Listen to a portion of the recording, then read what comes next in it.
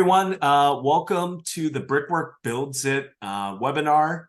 We soft launched this program, and I want to kind of get everyone understanding kind of what it is, and then ultimately what we're trying to help and solve. So the Brickwork Builds It really is an evolution of our SB9 and ADU reports that we're helping homeowners with. And we found kind of the challenges of homeowners moving forward with their builds. That was really the impetus for us to launch this program. So quick background about us. We've been around 4 years, longer than 4 years, actually. We're a land use startup based in LA. Team is comprised of ex-city planners who currently help entitle multifamily projects in and around Los Angeles. We help you navigate and comprehend complex zoning in order to make it easier to build apartments, houses, and ADUs.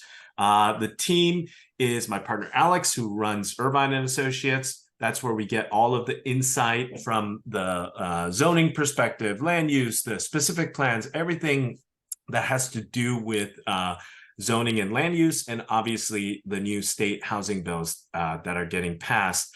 I'm also a partner, and Anton is joining us. Anton is our full-time land use analyst, and he handles all of the reports. So from the SB9 requests, the ADU requests, the info multifamily, even the reviewing the state bills. Say hi, Anton. Hi, everyone.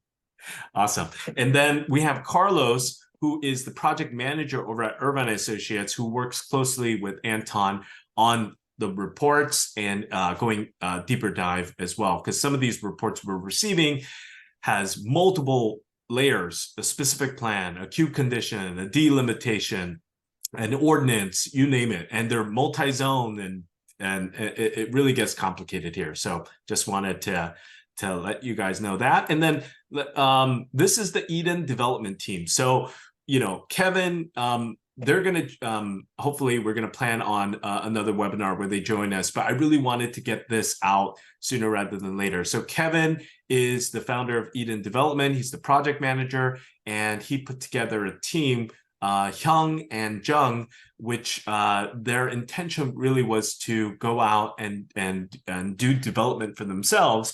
But we had talked about the opportunity for that team to help us and be our in-network team that actually builds these rental units for homeowners. So they've agreed. We're lucky to have them. And so, their bios are there. But both Hyung and Jung are well qualified. Hyung comes from a background of working on really big notable projects. He was the architect at Richard Meyer, and Richard Meyer are the architects for the Getty Center, right? And so he's worked on projects in New York, 165 Charles Street, to the W Hotel in Mexico City. So he has a breadth of experience, but really wants to help the homeowner determine highest and best design for the SB9 unit or the ADU unit. And Jung, he also has a master's in architecture and has worked on a lot of commercial projects. So he's really a commercial general contractor that worked with Toyota and Samsung, and he's worked on, restaurants and storefront, you name it. He has 20 years experience or 20 years experience doing this. But he also has done single family homes as well. So he's bringing his whole team here that can help with these builds. So our mission statement, again, is to simplify navigating city zoning regulations, really to empower clients with the knowledge and tools to build quality housing. We are ultimately the premise of this is we want to handle the entirety of the build for the homeowner. We know how complicated this is. We know how much of an undertaking it is. So we really want to take a vision of a single family home, a duplex in the backyard, potentially splitting the lot. I mean, there's numerous applications, right, to SB9, but our goal here is to take it from the analysis to finding highest and best use, working with the architect and GC for the design to get where the quotes are going to be, work with our partners in financing, and then ultimately project manage the build. So that's really the goal with Brickwork Builds It. I want to share this kind of screen is that, again, our goal here is not to retain any equity. We just want to partner with homeowners, service space to help them build the rental unit in their backyard. They will then, the homeowners will retain all of the equity. It's their property. We just want to get them to that point. So, I put here potential upside in appraised value and potential rental income at 500,000, 5,000. So of course, this was just for illustration purposes. It's going to vary where the home and the property is, but I can assure you there is an upside, definitely, right, at a baseline level where you're going to get an appreciation in value and obviously rental income. That's the whole point here, is that we have a housing crisis, we have a shortage, their rents have been going up. I mean, even with what's going on now with inflation and that we're in a recession, the values are still there, and rent incomes are, or the demand for rent is still increasing, right? They might have slowed down a bit this year, but that's coming off all-time highs for the past 5 or 10 years. So to put that in perspective, you build this rental property in your backyard, you're still going to get appreciation and rental income demand from that build. So what is SB9? I just want to quickly go over this. It's a Senate bill that passed in California effective last year, eliminates single family only zoning because there's 8.5 million R1 single family homes in California, and 6 million of them are eligible. So, obviously that's a big percentage of the single family. So more often than not, a single family will be eligible for SB9 at that level. A by right ministerial approval with no hearing or CEQA. That's huge. I have to stress this for the homeowners or realtors that are watching and listening, is prior to Senate Bill 9, the only route to even build something on an R1 lot is what's called the Small Lot Subdivision Act and law, which you could still use now, but it required an environmental study. It probably took up to 12 months to even get a hearing, and you still have to pass the hearing to get approved. So it was a very costly, lengthy, without any guarantee of approval process. And so SB9 flipped that upside down, and now you're able to get ministerial approval, which in layman terms means it's a by right approval. As long as you qualify for the minimum standards, you're going to get an approval. Okay. And I know a lot of people out there think, oh, but cities are saying no, they have final say. Actually, that's not correct. The minimum standards in this law, every city and county has to abide by the minimum standards. Okay. And so we can share with you what those minimum standards are. And then now there are cities that are going above the minimum standards, which I'll get into in the next slide. And the last thing is, the Turner Housing Center at UC Berkeley did a study and said, look, out of the 6 million, we identify 410,000 that are considered market feasible, meaning there's a higher potential in rental income and valuation post-build.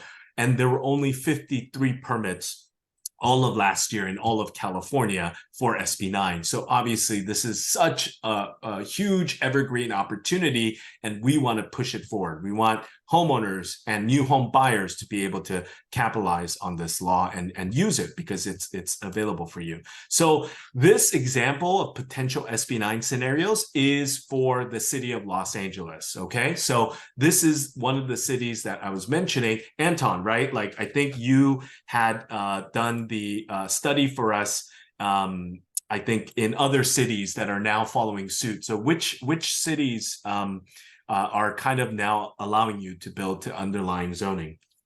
If you want to. There's a few cities in Northern California around the Bay Area that include all the underlying zoning standards that LA City offers. Mm-hmm. That would take you above the state minimum, which is 800 square feet and limiting to 2 units per lot on a lot. And so these allow you to build far more units and far more square footage per unit on these lots. Great. So yes, and I think one of those cities was in near the Bay Area, right? Like Livermore was one of them, and there were a few others. There's a few others. And also there's some that are coming out, and one thing to note is SB9 still is, even though passed a few years ago, still is a new law. And so there is still ordinances coming from cities to gain new information on what is and isn't allowed on those certain specific properties in those cities. Awesome. Yes. So as you can see, City of LA, we really like because they have kind of gone above the minimum standards, right, of the state bill, and they're allowing you so much more. But they're taking the lead. Other cities are following suit. We're hoping to see the next iteration of cities also following suit, but then also a cleanup bill, SB 450, is on the ballot right now, and we're tracking it, and it will kind of provide a 60-day shot clock. It'll prevent cities from putting in what they think is objective standards, and it's going to make that much more clear. So it's going to strengthen SB 9. So we see the path of this, where cities have to comply, and they're going to just use that as an opportunity to allow you to build more, right? And so, okay, so let me quickly go over these scenarios in the city of LA. So this is a 2-unit development by right build. But as you can see, there's more than 2 units. How is that possible? Well, again,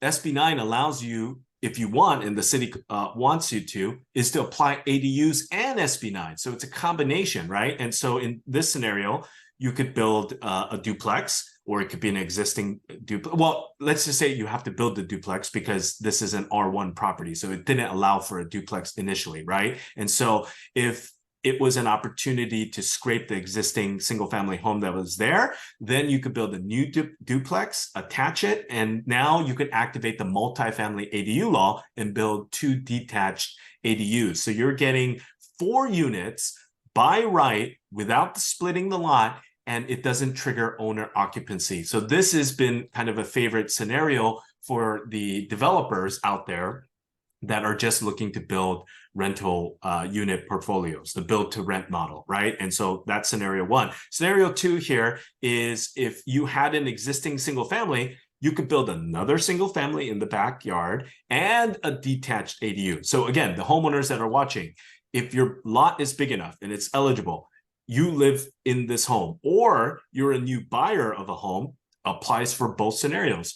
You purchase this home, minimal renovations required, and then we can help you build the single family in the backyard and also a detached ADU. So now you're getting 2 forms of rental income. So again, this is all 2-unit by right City of LA, which is why we really like City of LA for this application. And then the other scenario is if the existing home, some of them, right, have enough room or space in the floor plan, you could convert that as an attached junior ADU with its own entrance, limited to 500 square feet.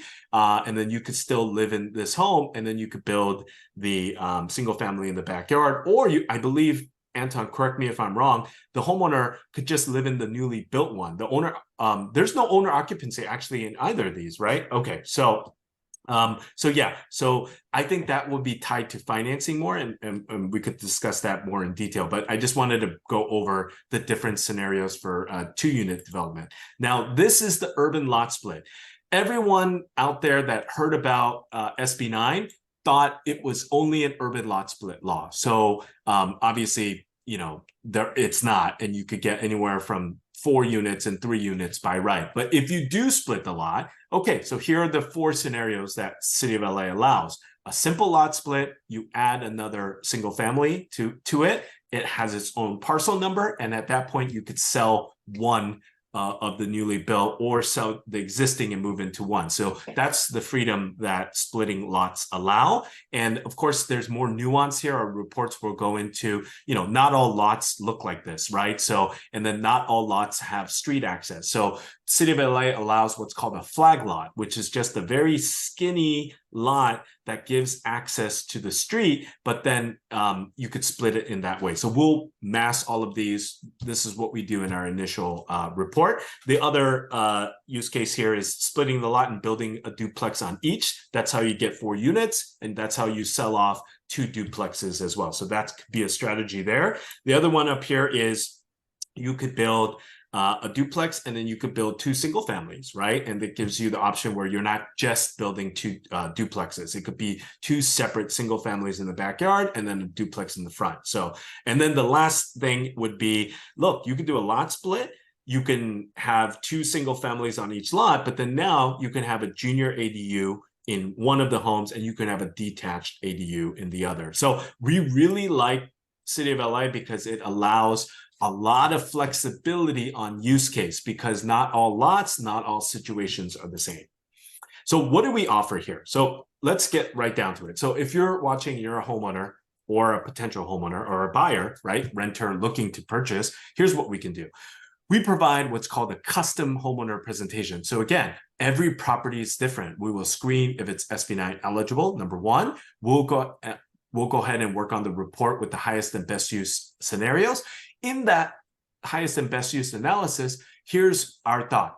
Right now, you're not a for-profit developer. So, and with that in mind, we're kind of leaning towards a strategy where you're just building at least one other single family in the backyard. Now, the sizes will range. Ideally, it might be 1,200 square feet or it might be 1,600 square feet. We'll do that analysis for you. We'll take a look at what rents are in that neighborhood, and we'll also look at valuations. We're working with appraisers right now. I spoke with one yesterday, and we're creating a network of these appraisers that can step in and also provide that analysis on, hey, if this gets built at 1,600, where are they coming in terms of the sales comps and also the income approach, where you're generating rental income from that unit. So all of that will be baked into this custom presentation. We'll also get initial design and initial quotes. Now, the design aspect is our architect is working on,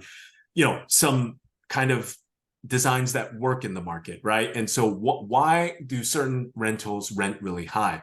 If you look at the design, they all have some form of commonality. They're, floor to ceiling windows, a lot of light, open floor plan, modern, right? Like this is the trend of rental properties that rent really high. So we'll present that as an option.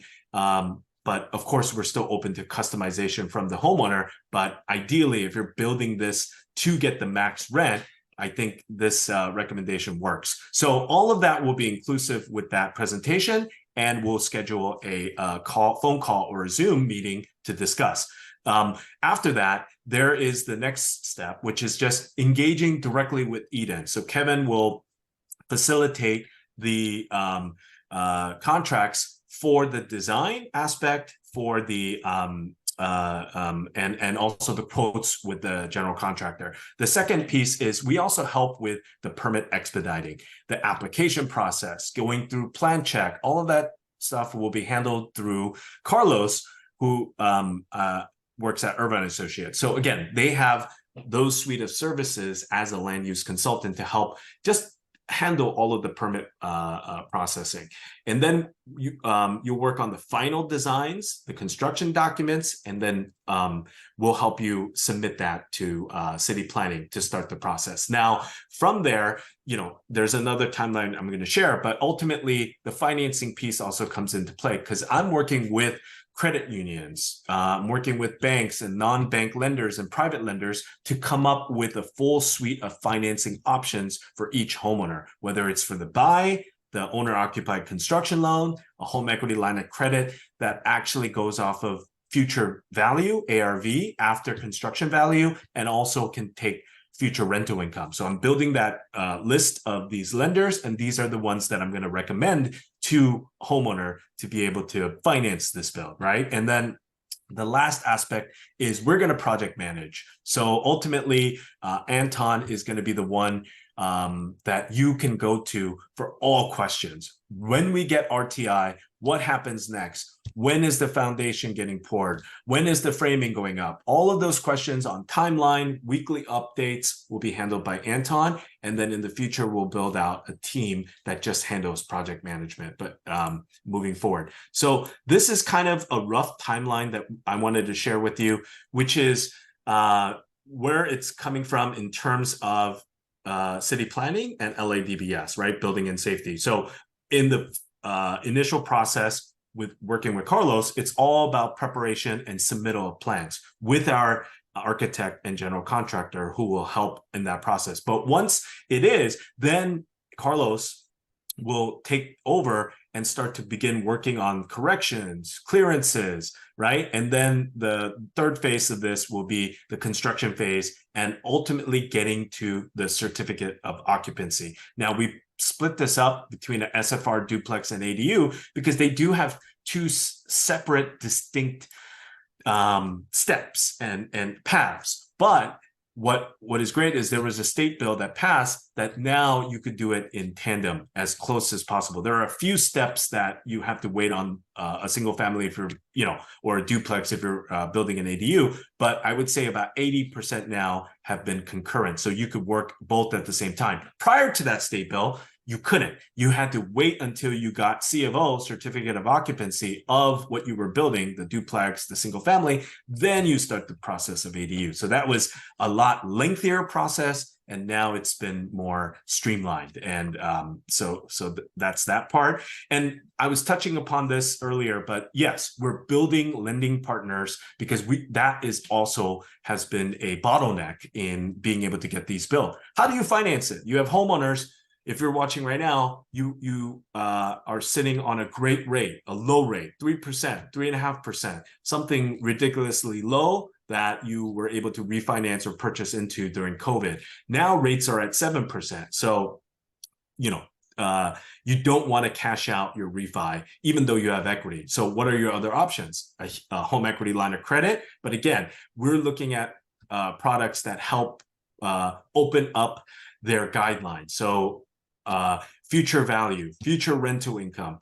We also have an ability for if you're a self-employed borrower and you don't report your income on your tax returns because you have a lot of expenses, right, that you're able to use as a business owner, then the problem is you can't qualify for a home equity line of credit or a construction loan because of those reasons.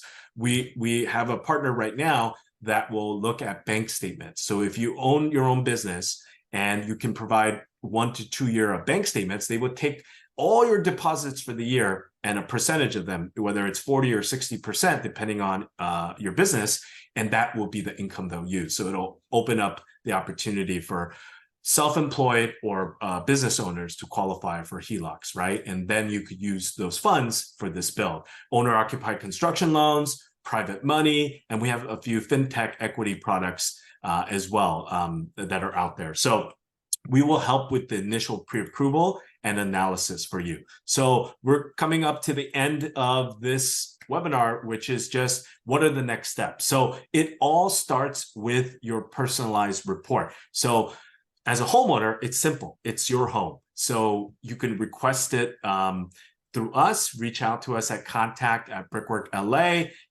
You could scan that QR code, and then we're sharing these this presentation or deck around. So if you get hold of it, you could just click on that link. But the easiest way is just to email us, and we'll take it from there. So that's for the existing homeowner. For the new buyer, I'm personally working with realtors that are helping their clients. So they're sending us potential properties. So that won't cost you anything. If you could send me a list of addresses, we will let you know if they're eligible or not. But once you've identified a home that you really like, that's when one of our reports come into play. So right now it's $300. You're able to get 2 different scenarios, but it will come with the analysis on what you can build, what the rents look like, the optimized build, even though you could build 2,000 square feet.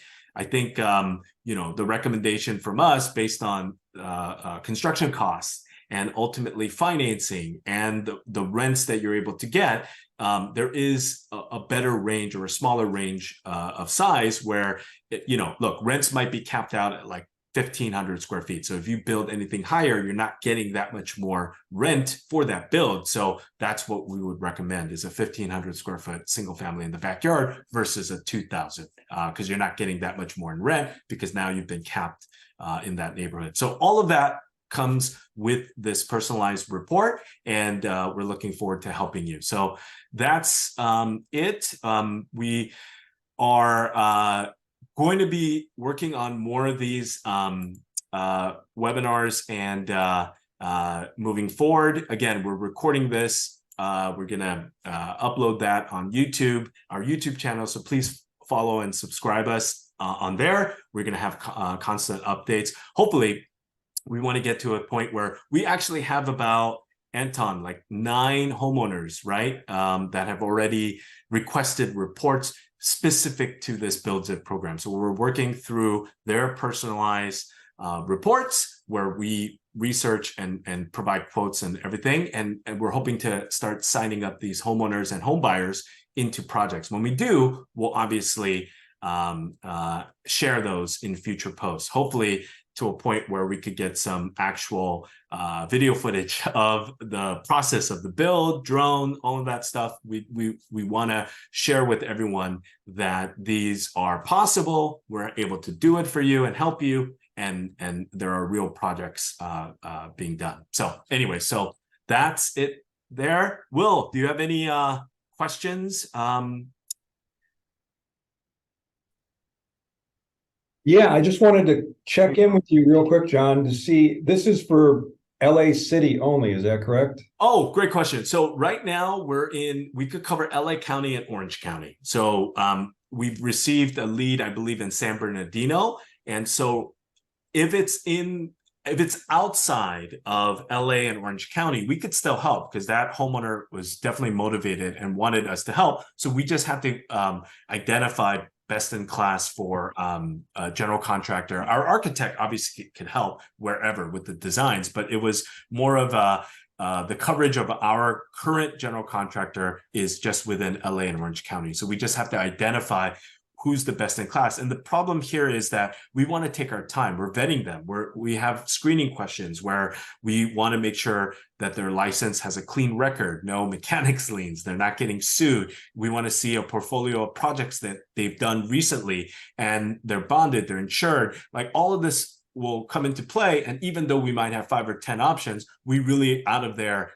going to pick just one for that particular region for now, and then expand that out if there are more homeowners that we're helping, say in San Bernardino versus LA. So the Brickworks, the tool that you have though, that only is LA City or is it LA County? Actually, so the Brickwork, the tool itself is LA and Orange County. I think, Anton, we've done reports one-off that were even outside. So we've done a few in San Diego, we've done a few in Oakland, no problem. We're able to take some a la carte requests because we ourselves as land use consultants would just go and dig into the code, specific plan, general plan, and we'll figure that out if that makes sense. But as far as like overall coverage, we're still hoping to fully expand out to San Diego or the Bay Area and other areas as well. Got it. Well, right now I'm in my Pasadena office here with Compass. I would love to talk to my office broker here in this office. I'm going to be meeting with an office broker in the Beverly Hills office as well, coming up in the next week or so. I'd love to find a way to invite you in to do a presentation to the agents in the office, because I'm guessing 95% of the agents that I work with don't have a clue about what you do, about what you provide. And I think there's a possibility for, there's a lot of homeowners that I'm talking to that don't want to sell. They're just like interest rates, whatever. They're just stuck, right? And so I think there's a marketing play for you to approach some of these folks who might want to, add an ADU or subdivide their lot. I know with some of the higher end lots, in LA City, there's a question about whether or not it makes sense to divide a lot and then sell it separately as a way to avoid the ULA tax. Right. Right. Yeah. Great point. If you can take that lot and divide it into 2 and then, sell one for 3 million and sell the other for 3 million, then you avoid that ULA tax. Yeah. So there's a lot of different options available for people that don't necessarily maybe want to move, but might want to expand their opportunity to make more money using some of these tools that you have.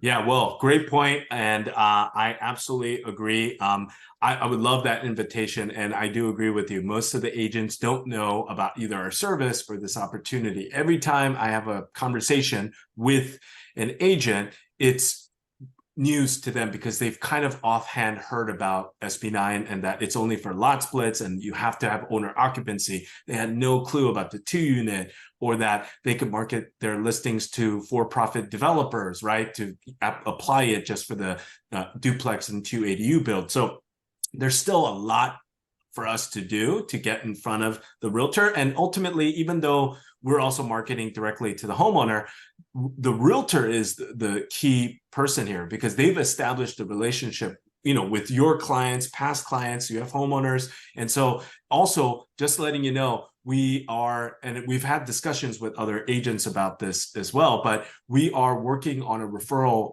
fee agreement for realtors. So if you have past clients that you've put in their home and you think this program would be perfect for them, where they could have a lot, it's potentially eligible, and they could build a rental property on it, it only helps them, right? It's tough times. So if you get some rental income offset that offsets the total housing expense, and there's a bump up in the valuation, right? It's a win-win for that homeowner. So we will start working on that referral fee. So any realtors that are watching right now, feel free to reach out to us and we could discuss more. But ultimately, we want to help the realtor in those two ways. Past clients, introduce them to us, and we can provide that referral fee agreement. But the other part that I'm also working on is for all of your specific leads. So any of the new home buyers or renters that you have marketed to that now are a bit either skittish because rates are too high, or they're locked out because they were pre-approved, let's just say for a 4.5% rate. Now that they're at 7, they were right at that borderline, right? So now they can't qualify, or that they qualify, but it's for a lesser home. And they're like, well, we'll wait because we really want to get in the 1.2 million range. And now, based on our qualifications, we could only qualify for 600,000 or 700,000, whatever that range is. There's plenty of those type of renters and potential home buyers out there. So this is a perfect opportunity where we can fully help them obtain a loan on that purchase, get to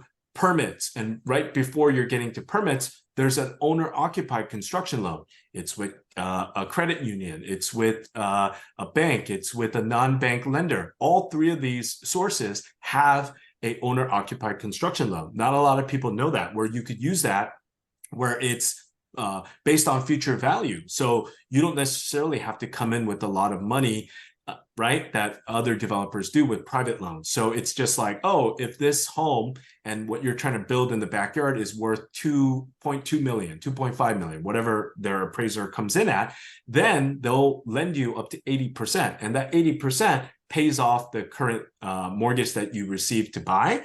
And in that 6 months, you're able to now only pay interest only. So you will, most of these builds take about 6 to 8 months at the most. So you're paying interest only during that build, and it auto converts into a mortgage, a 30-year fixed. So now there's not that much risk for that homeowner to obtain a construction loan to build that rental property in the backyard. So, I'm currently working with a few new buyers right now that have come to us, and we've done the reports, and now they're ultimately figuring out, okay, which is the home that they want.